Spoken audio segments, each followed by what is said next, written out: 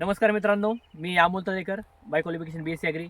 मित्रांनो, आज सनेज केअर इंडिया प्रायव्हेट लिमिटेड आणि ESCSI तर्फे आज आम्ही सिंदखेड राजा बुलढाणा या ठिकाणी आलेलो आहे. तर इथं मॅडमचा हा हळदीचा प्लॉट आहे, मोहाडी गाव. आणि मॅडमचा अनुभव विचारू द्या की हळद अगोदर कशी होती आणि आपली सनेजचे प्रोडक्ट वापरल्यानंतर तुम्हाला काय वाटतं, त्याच्यामध्ये काय बदल झाला? बरोबर बदल झाला. अगोदर तुम्ही ज्यावेळेस फोनवर बोलणं झालं आपलं, त्यावेळेस काय होती कधी कंडिशन प्लॉट? छोटी नाशी पिवळी होती. पिवळी होती, छोटी होती.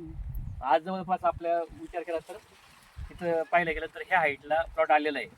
आणि खाली तुम्ही पाहू शकता जमीन काळीची आहे आणि ह्याच्यात वापसा कंडिशन होत नाहीये. ह्या वर्षी महाराष्ट्रात सर्वजण मोठ्या प्रमाणावर पाऊस झालाय, वारंवार पाऊस झालाय, म्हणजे वापसा कंडिशन मेंटेन नाहीये. त्याच्यामुळे रोगाचा त्याचा प्रादुर्भाव जनरली बऱ्याच ठिकाणी जाणवतोय.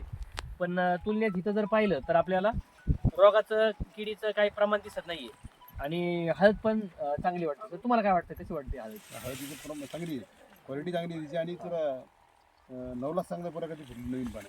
ओके. आणि आता तुम्ही कधीपासून शेती करताय? मी काहीतरी झाले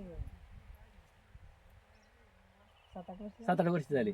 आपण शेजारी तुरीला पण आपल्या प्रोडक्टचा फवारा घेतलाय. हा. तूर पण दाखवा सर, की तुरीवर तुम्हाला तुरीमध्ये काय बदल वाटतो? बदल पहिले चांगला बदल वाटला. चांगला बदल वाटते.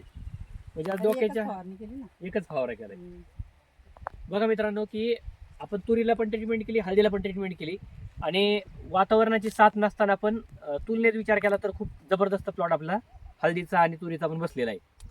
तर तुम्ही इतर शेतकऱ्यांना काय सजेस्ट कराल की त्यांनी आपले सनेज कंपनीचे जे प्रोडक्ट आहेत हे ड्रेंचिंगसाठी किंवा फवारण्यासाठी जे दिले त्यांनी वापरले पाहिजेत का?